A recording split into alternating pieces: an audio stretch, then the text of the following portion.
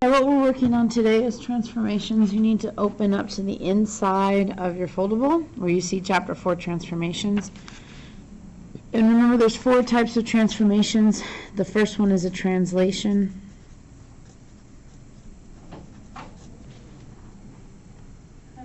So remember that a translation is just a slide. And there's a couple ways to show it. Sometimes they're going to write vector notation that looks like this. And remember, the first number represents left and right. The second number represents up and down. So since it's a -2, this is going to go to the left 2. And then it's a +3, it's going to go up 3. The other way that we would write it is component form. And so when I do it this way, if I wrote a left 2, it'd be x minus 2, because that's going to the left.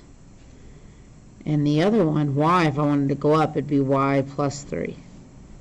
So there's 2 ways to see this. It's either left or right, and left is negative and right is positive.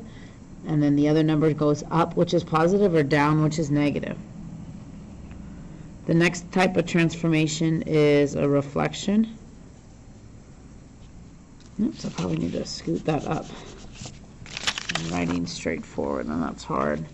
So let's do a reflection. And so reflection is just a flip. And so if I flip over the x-axis, remember that's when I change the value of my y. So I change the sign. So it goes from +2 to -2, or from -3 to +3. The next type is if I reflect over the y-axis.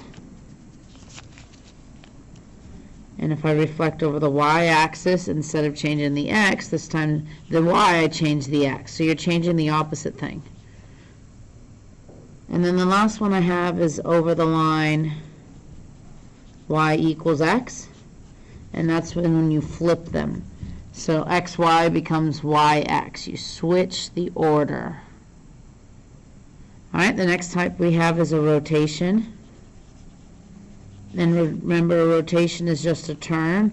And then we would actually turn our paper for each one. So if it was 90 degrees, I'd turn my paper once. If it was 180 degrees, I'd turn my paper 2 times. So let's kind of show you. If I start here, in each of those, there's a 90, a 180, a 270, and this is clockwise. And if you turn the paper the other way, that's counterclockwise.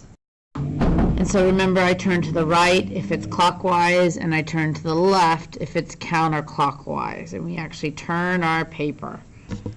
And then the last one we have is a dilation. And remember, a dilation is when it gets large or small. We either blow it up or we get it smaller by reducing it. And so my scale factor is how much bigger it gets. If the scale factor is greater than 1, that's an enlargement. And if the scale factor is less than 1, it's a reduction. So if my image got bigger, I enlarged it, kind of like what we did with our, who did we draw? We drew Phineas, Hello Kitty, Mike Wazowski, and who was the last one? SpongeBob. So those were all enlargements. We did not reduce them. And then when you're dealing with enlargements or reductions for transformations, you multiply everything by that number. Multiply everything by K. Okay? All right, so that is transformations. Hopefully, if you don't understand it, you remember to look back at your notes. They are amazing things. I also have all the videos on the website you can go back and watch again.